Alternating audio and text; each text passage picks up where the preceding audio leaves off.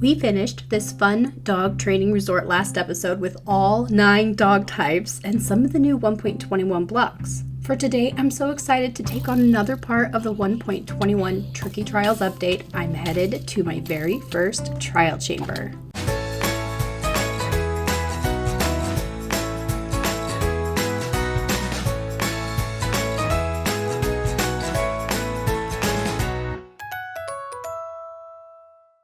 I did a lot of planning and preparation in between seasons, and one of the things I did was put together all the supplies we would need to go to a trial chamber, as well as to get a cartographer leveled up. Over here in my trading village, I added a second cartographer, but I didn't give him any trades yet. That is what we're going to do now that the game is updated. Now all I have to do is level this cartographer up and he will give me a map to the nearest trial chamber. I think this was brilliant because sometimes it can take a little while to find some of the new features. This is fast. All the things are ready. Now I just have to trade and trade and trade until he gives me what I want.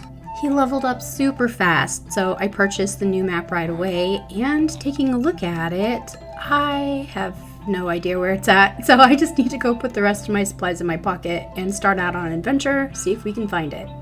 Now that we have shulker shells, I organized all my stuff in between episodes. I was able to categorize and label and organize everything that I want to be able to keep on hand, which is really nice to have. Now all I have to do is grab all the supplies I need and find this trial chamber. As soon as I left my storage area, I could see myself on the corner of the map. That was insanely good luck. I was worried I was going to have to go thousands and thousands of blocks to find one, but I did trim the chunks in my world, and right over here is across my 1,000 block border. Either I got really lucky or these trial chambers are more numerous than I thought, which is good news. After reaching the coordinates on the map, I started a staircase down to look for the chamber itself. I've heard that they can actually be pretty deep, so this will probably be a while. I'll catch up when I find it.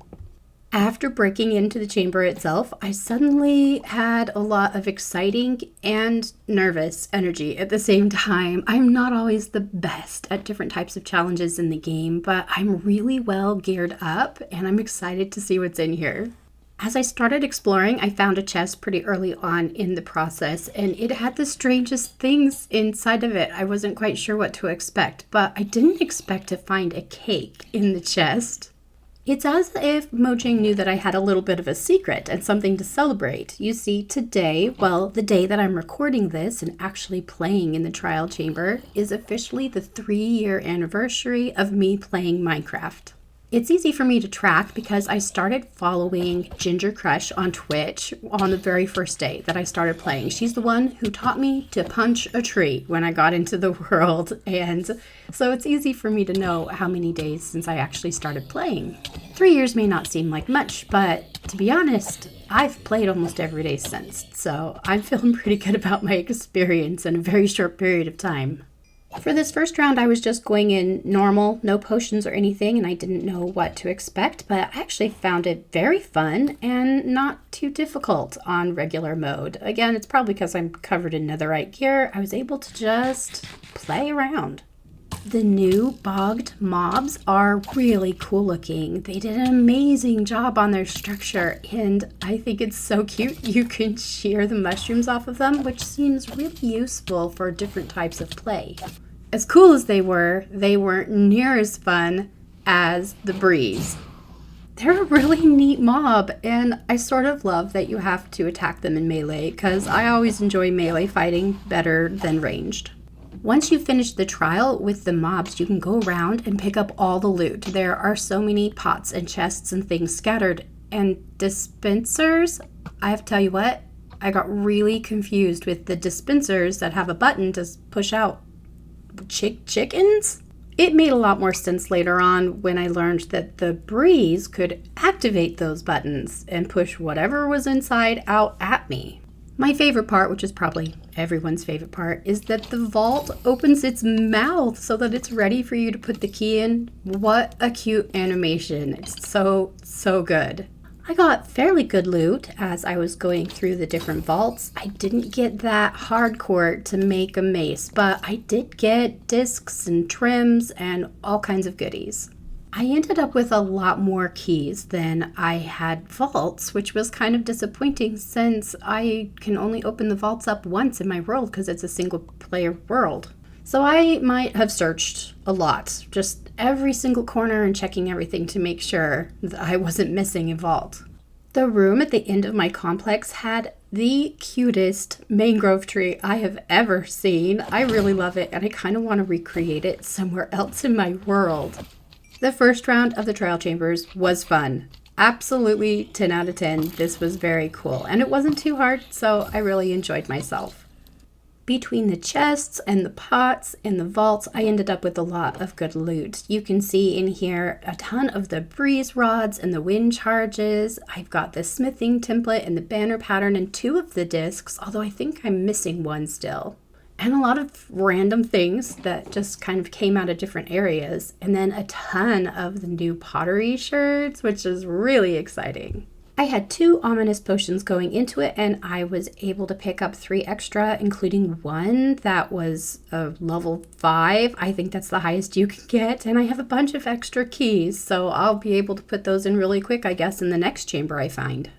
Don't forget the silly cake. I put it down to wish myself happy 3-year Minecraft anniversary. I drank the lowest level ominous potion that I had in my inventory and then head right in with confidence, only to find that things were very different. Even the zombies were scary and tricky, and there was this invisible force that kept shooting me with arrows and fire and potions, and it got a little bit dicey a couple times.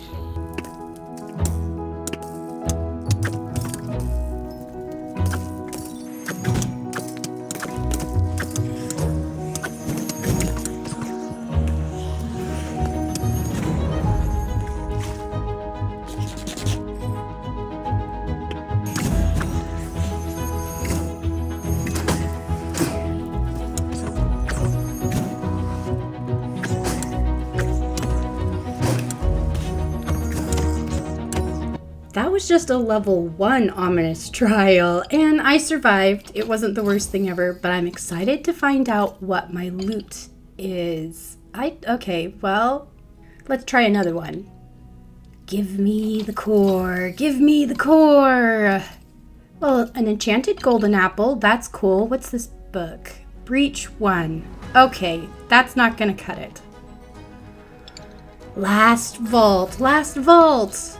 More wind breezes, diamonds, another book, no core. Okay, what's this book? Well, at least it's a breach 3. Not bad, but not what I wanted. Now that I've completed all the vaults in this entire chamber, there's no more loot for me to get. So I am going to block off all of the spawners and start taking it down for building loot. I decided to put up a beacon just to make it a little bit faster. I'm not going to take the absolute entire trial chamber down because that's probably more than I need for my upcoming projects, but I do want to take down a section. My goal is to see how many resources come out of just sort of taking one little chunk down, like a 20 by 20 chunk. After that, I'll go through the rest of it and pull out the blocks that I most want or most need.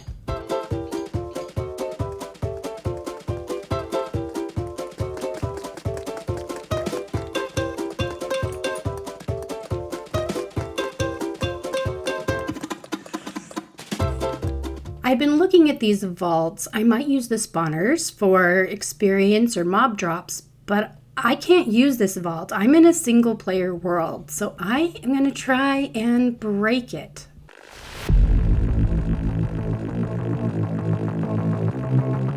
Good grief, I think that took a full uninterrupted minute. Now that I have a section cleared out, I have a better view of how these things are put together and how many blocks are in them. There are a lot of tough brick blocks that make up these chambers. In fact, there were multiple levels even in some places, and that's amazing. I love the blocks, but I don't need a lot of them right now. What I was really looking for were more of the copper blocks, and I sort of love that quite a few of the copper blocks are already aged to teal and pre-waxed. You can see some of the other loot I got after taking down the chamber. This is probably my favorite of the whole trip. I got a breeze head. Look at this thing, it looks amazing. I might go through and pull a few more blocks out of this, but I can always come back because I know exactly where to find this chamber. Back at my homestead, I was taking a look at the pile of boxes I made to get ready for the 1.21 update, and I have cleared out of every single one of them except for one. This one here has all the supplies I put together to make a bunch of autocrafters and to use them. I already have the supplies to make an entire stack of autocrafters, in fact. I thought a lot about putting together an episode just about putting the autocrafter in my world, but it's just not going to be interesting. All I'm going to do is pull up a bunch of tutorials and follow those tutorials to put things in place. It's just not going to be interesting to watch, so instead I'll do that between episodes and show you guys sometime what the different types of automations are that I chose to put in place. Now that we've taken advantage of all the new 1.21 update features, I'm excited to really dig into another new project. And I have a really big build in mind for our next project, so it may even take a few episodes. Thank you for watching, and I hope you all have the best Minecraft day.